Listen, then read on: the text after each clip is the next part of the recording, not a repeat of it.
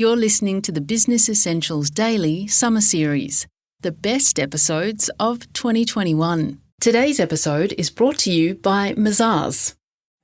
SoundCartel.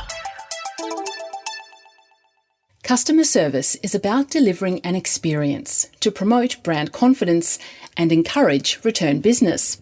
So if that means biting your tongue instead of trampling on customers' toes, it's definitely worth it. From SoundCartel, I'm Nicole Goodman, and this is Business Essentials Daily.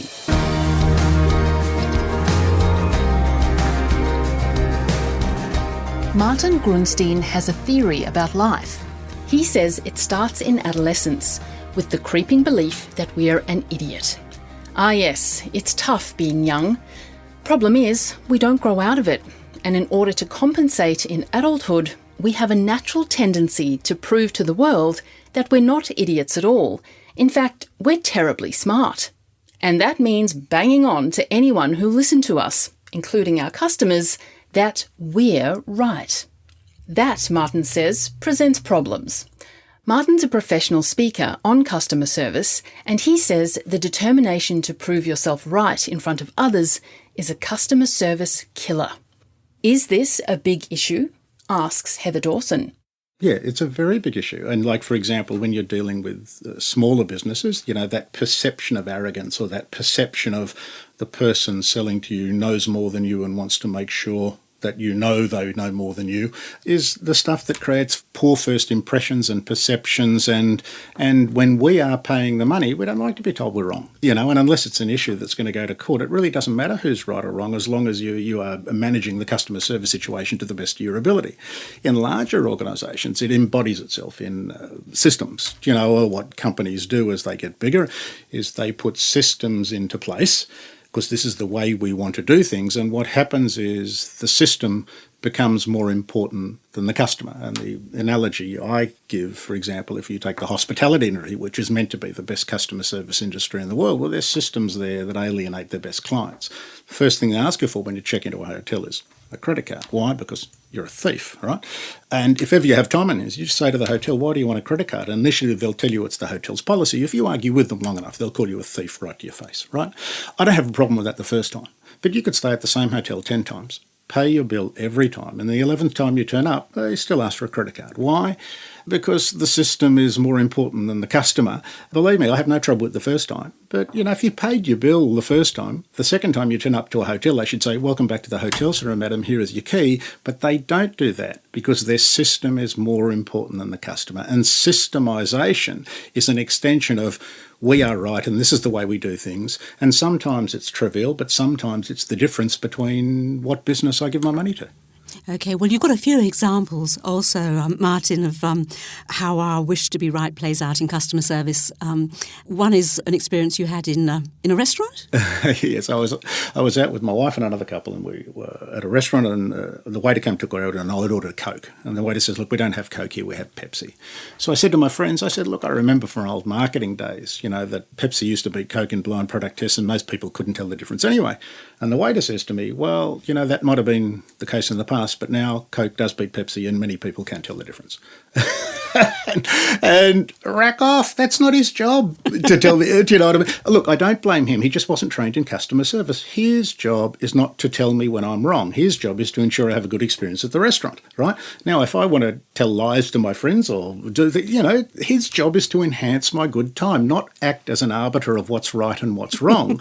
And we joked about it, but we never went back to the restaurant. And, these are the things that happen every day. And again, a lot of it comes down to the basic training. He may know about the food, whatever, but he is there selling an experience. And part of the experience is letting the customer feel good or whatever it is. And they don't want to be corrected. No. Well, even worse, you've got an example of the golf club member was humiliated by the professional. Yeah.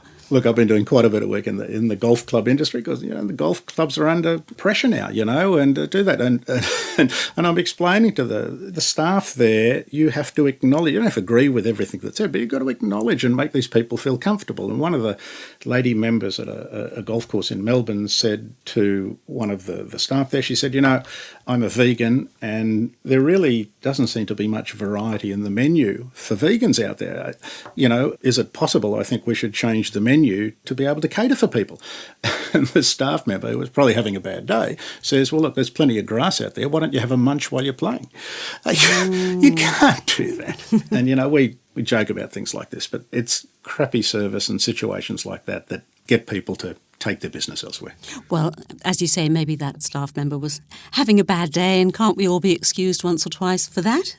Well, the interesting thing is I don't think we can be excused for that. At the end of the day, if I'm a customer in your business, I don't really care what sort of day you're having. That shouldn't affect the experience I have as a customer, whether it be, retail or professional services or whatever.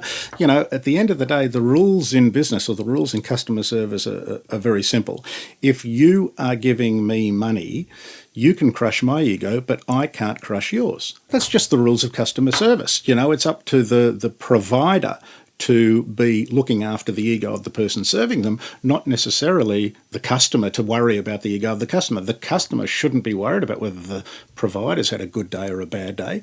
You deserve a level of customer service whenever you go in, and that you have to sublimate. As a customer, I have a total right to be a pain in the neck if I want to. As long as I don't violate the rules of society, there's no law says I have to be a nice person to do business with another business. Well, are you saying then, after all that's been said and done, that the customer is always right? Well, no, there's a subtlety. The customer has to walk away thinking they're right, and there's a very big difference between the two. It is a matter of giving people a positive experience so that they walk away feeling good.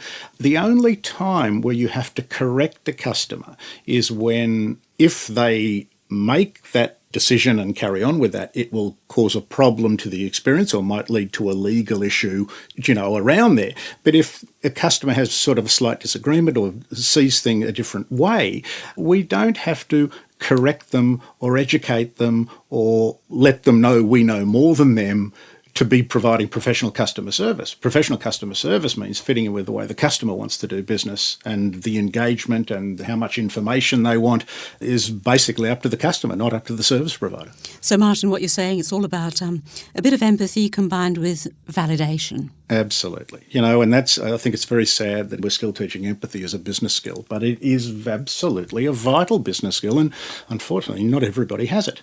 The customer service is nothing more. It's create empathy and preserve ego. Make people feel comfortable in your presence. Let them walk away without thinking they're an idiot or admitting they're an idiot. The odds are you're going to get their business. Unfortunately, for younger people particularly, we want to display knowledge and wisdom. And sometimes when we're doing that, we're crushing the egos of the people we are dealing with. If you're in the customer service business, you've got 10 different customers, you may need to deal with them 10 different ways. You have to be the chameleon, not them. Well, Martin, you reserve the final comment on all this for Oprah Winfrey. Yes. What did Oprah say? Oprah said something that I learned about many years ago. She said, you can go through life being right or being successful and happy, but you can't have both. And the way I look at Australian customer service, there's a lot of people covering their backsides, proving themselves right at the expense of their relationships and profits. We notice when it happens to us as a customer, but we sometimes don't notice it when we do it to our customers out there in the marketplace. I'd rather be successful and happy than right. That was customer service expert Martin Grunstein.